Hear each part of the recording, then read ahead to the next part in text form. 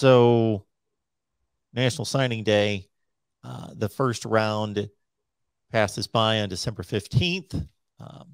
Most teams have secured their classes, or about 90%, but Oklahoma, with the transition of coaching staffs, probably on the lower end of that. So still some work to do looking toward February. Jason, I don't know if there was anyone in particular that you wanted to run down, or just the overall topic of where this seems to be headed for the next 3 weeks.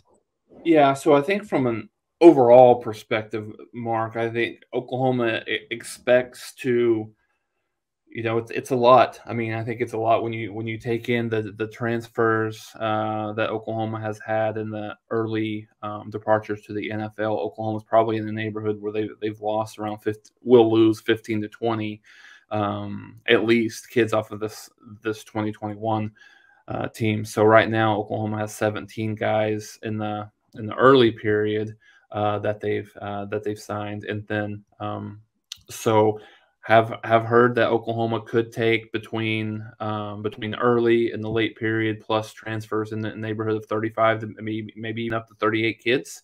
That will be new additions to the roster in 2022. I think Gentry Williams is a guy, first and foremost, is who Oklahoma is, I mean, obviously targeting, but still needed to help kind of solidify that commitment from Oklahoma. He's never decommitted. He's just mentioned that he wasn't going to sign early and was going to wait to see who Oklahoma finished off the staff with on the defensive side of the ball before he made a decision. I haven't seen anything that leads me or heard anything that leads me to believe that he possibly would be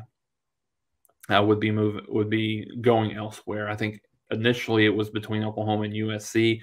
I haven't really heard anything from the USC camp related to him, maybe even wavering. So still a big get for Oklahoma. I think one of the things we've talked about this at length in terms of recruiting the state of Oklahoma through the year, and I think that's one thing that's going to be a big priority for Brent Venables, is to be able to recruit the state of Oklahoma, keep some of these kids in house that they necessarily haven't been able to in the past. So there's a lot of different names that are that Oklahoma's in on. There's probably about 5 or 6, I think, right now publicly that Oklahoma. Our Mason Thomas is a kid that has been previously committed to Iowa State that Oklahoma got in on, and we're seeing a little bit of movement. Looks like he might be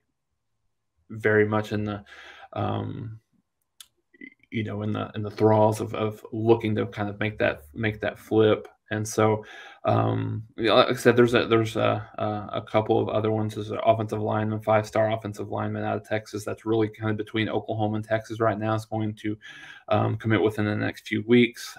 It's looked to have been a Texas lean for quite some time. The fact that Texas has really kind of cleaned up on the offensive lineman side of things makes it maybe a little bit of a possibility that Oklahoma could kind of get in there and and maybe change his mind or change the perception of where he's at. But yeah, there's going to be between now, Mark, and then the beginning of spring practice here for Oklahoma, there's going to be a lot of movement, a lot of additions, probably taking more kids and bringing more kids into the program in year one than they've done in quite some time. And so, when you look at it from a staff perspective, going back to where Gentry Williams was looking at the staff, I think you can make an argument, a solid argument, that Oklahoma has considerably upgraded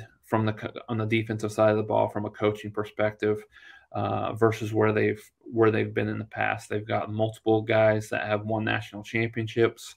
They've got multiple guys that have coached in the NFL. They've got multiple guys, that have, they know what they need to do to be able to not only win the national championship but compete compete in the SEC. So when you think about Jay Valai coming over, obviously he has that experience. May potentially win a national championship right now this year with Alabama. And then some of the others, I saw a stat where the combined staff that Brent Venables has been able to bring over, from various places that he's been able to bring over, have 8 national championships combined, winning on the defensive side of the ball. And I think those are some things that Oklahoma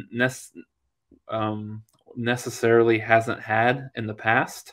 So I think that's, you're seeing that in the recruiting side more so probably from the 2023 cycle mark, but because 2022 is it's obviously really, really late in the cycle, but you're seeing just by social media interactions, you're seeing a lot of these kids that are, kind of already getting visits, that were not on Oklahoma's radar. And now with Todd Bates coming over, now with all the staff that they've been able to bring on, and Jay Valai is not official, but it's probably going to happen. So I think that's going to help. Obviously, it's going to help Oklahoma bring in a much different athlete than they've had in the past.